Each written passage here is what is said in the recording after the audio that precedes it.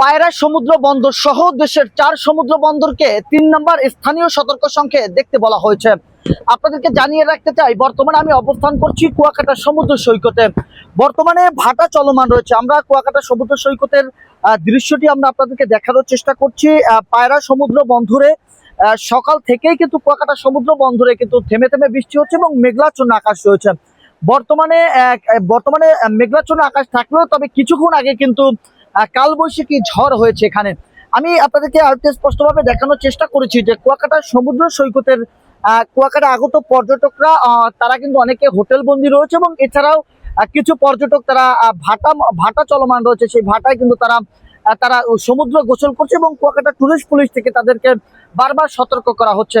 এবং এছাড়াও যে স্বাভাবিক জোয়ারের তুলনায় কিন্তু পানির উচ্চতা বেড়েছে, এতে কুয়াকাটায় পাশে থাকা যে ক্ষুদ্র যে ভ্রাম্যমান যে দোকানগুলো ছিল সেই দোকানগুলো কিন্তু তারা নিজস্ব স্থানে রাখা হয়েছে এবং যে ছাতা ব্যাঞ্চগুলো রয়েছে সেই ছাতা ব্যাঞ্চগুলো কিন্তু নির্দিষ্ট একটা স্থানে রাখা হয়েছে বলে এমনটা আমরা সরেজমিনে এসে দেখেছি। এবং আপনাদেরকে একটু বলে রাখতে চাই যে তাৎক্ষণিক কিন্তু কুয়াকাটা সমুদ্র সৈকত হঠাৎ করে উত্তাল হওয়ার কারণে কিন্তু গতকাল রাতে প্রচন্ড বাতাস হয়েছে এবং সমুদ্র উত্তাল রয়েছিল। আমি আপনাদেরকে একটু বলে রাখতে চাই যে কুয়াকাটা সমুদ্র সৈকতের আশেপাশে যে বিভিন্ন নিম্ন অঞ্চলগুলো রয়েছে সেই নিম্ন অঞ্চলের যে মানুষগুলো রয়েছে তাদেরকে ইতিমধ্যে কিন্তু সতর্ক করা হয়েছে, কারণ পানির উচ্চতা যেহেতু বেড়েছে সেক্ষেত্রে এই নিম্ন অঞ্চলগুলো প্লাবিত হতে পারে বলে এমনটাও কিন্তু কলাপাড়া আবহাওয়া অধিদপ্তর থেকে জানানো হয়েছে। এবং থেমে থেমে কিন্তু বৃষ্টি হচ্ছে এমনটা কিন্তু আমরা ইতিমধ্যে দেখানোর চেষ্টা করছি। তবে কুয়াকাটা সমুদ্র সৈকতে যে বাতাসের গতি বেড়েছে এবং উত্তাল সমুদ্র সৈকতের ভয়ঙ্কর রূপ কিন্তু ইতিমধ্যে আমরা দেখার চেষ্টা করেছি। এবং পায়রা সমুদ্র বন্দর থেকে শুরু করে দেশের 4 সমুদ্র বন্দরকে 3 নম্বর স্থানীয় সতর্ক সংকেত দেখিয়ে যেতে বলা হয়েছে আবহাওয়া অধিদপ্তর থেকে। এবং কুয়াকাটার যে আশেপাশে যে নিম্ন অঞ্চলগুলো রয়েছে বলতে পারেন সেদিকেও কিন্তু স্থানীয় যারা রয়েছে স্বেচ্ছাসেবী সংগঠন তারাও কিন্তু নজর দিচ্ছেন। এবং এছাড়াও কুয়াকাটা সমুদ্র সৈকতে যে আগত পর্যটক যারা রয়েছে তাদেরকে কিন্তু নিরাপদ আশ্রয়ে থাকতে বলছেন, কারণ বিষয়টা হলো সমুদ্র হঠাৎ উত্তাল হয়েছে, স্রোতের গতি বেড়েছে এবং বড় বড় ঢেউগুলো কিন্তু আশ্রয় পড়ছে কিনারায়।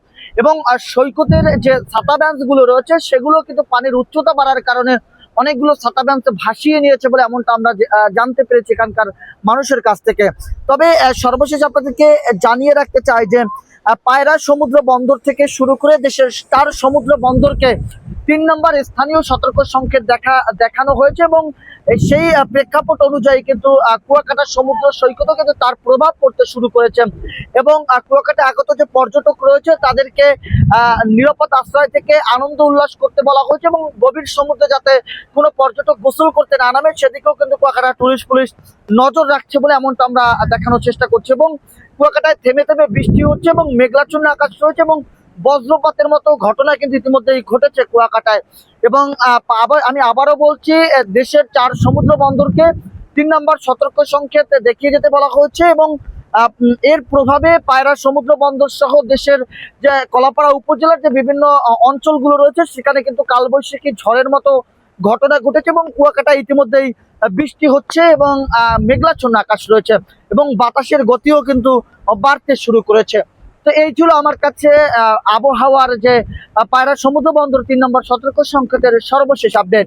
জাহিদুল ইসলাম জাহিদ, কুয়াকাটা, বাংলা নিউজ 24।